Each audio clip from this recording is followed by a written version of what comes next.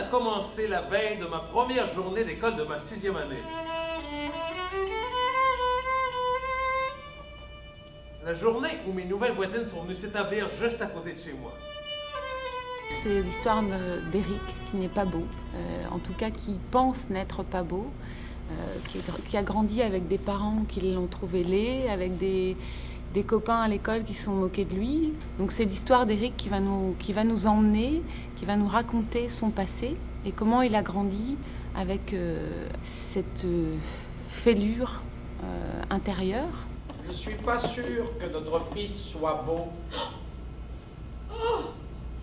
Oh, merci. Je suis heureuse que tu en parles. Et toi, monsieur Top Model, c'est quoi ton si joli prénom? Éric. Marily, qui va jouer le rôle de Leda, mais aussi de Bella. Donc tout son travail à elle va être de travailler sur la transformation, c'est-à-dire elle joue des jumelles, une qui est belle, Bella, et Leda qui est laide. C'est pas que Leda est laide, mais c'est que Leda se sent laide. Donc du coup, travailler sur le fait que quand c'est Bella, elle a une assurance, donc ça la rend belle, et quand c'est Leda, elle se plie, elle se rend laide. Voilà, parce qu'elle a cette impression intérieure. Ensuite, il y a Cynthia qui va travailler sur la fée-fille. C'est assez incohérent, cette fée-fille. Salut, mon loup. Bonjour, Fifi. Mission accomplie. Physiquement. Mon pouce a physiquement pas très beau, physiquement. Je suis pas beau. Jérémy, c'est vraiment le personnage qui va faire le lien entre l'histoire et le public. C'est le personnage qui peut être un peu naïf, ridicule, mais qu'on va aimer d'emblée parce que on peut s'identifier. C'est des personnages très humains. Tadam! Voilà le plus sexy des crapauds. Si je l'ai baptisé Cricri, c'est pour faire un clin d'œil au nom de mon meilleur ami, Éric Riquette. T'es tellement beau, hein? Ouais.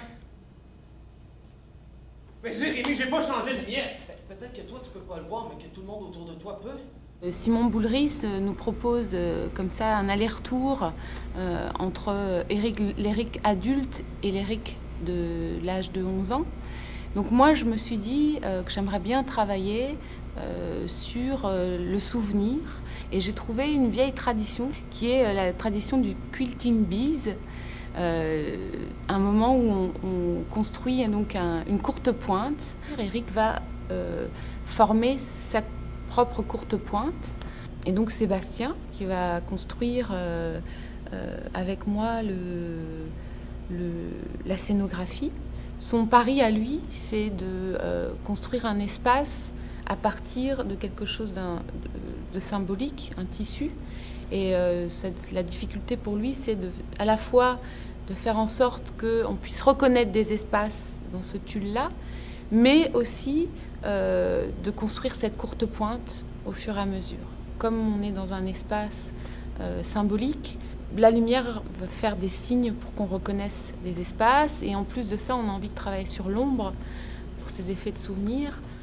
En vrac, j'aime pas beaucoup les chats parce qu'ils prennent un peu trop leurs ailes et que ça m'énerve.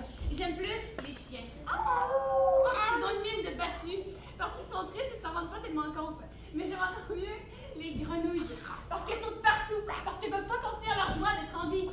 Mais ce que j'aime le plus, c'est les kangourous. Parce qu'en plus d'être gros et chauds, on peut se cacher, on peut les prendre dans nos bras, ou encore mieux, on peut se cacher dans La musique doit servir comme cette courte pointe, doit servir à placer l'espace, à remplir l'espace, à créer des ambiances qui vont permettre d'éclairer l'imagination.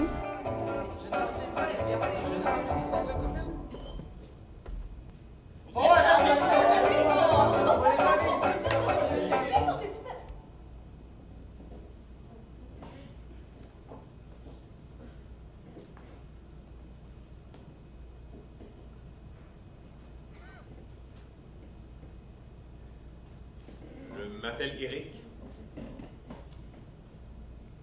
Et je suis laid.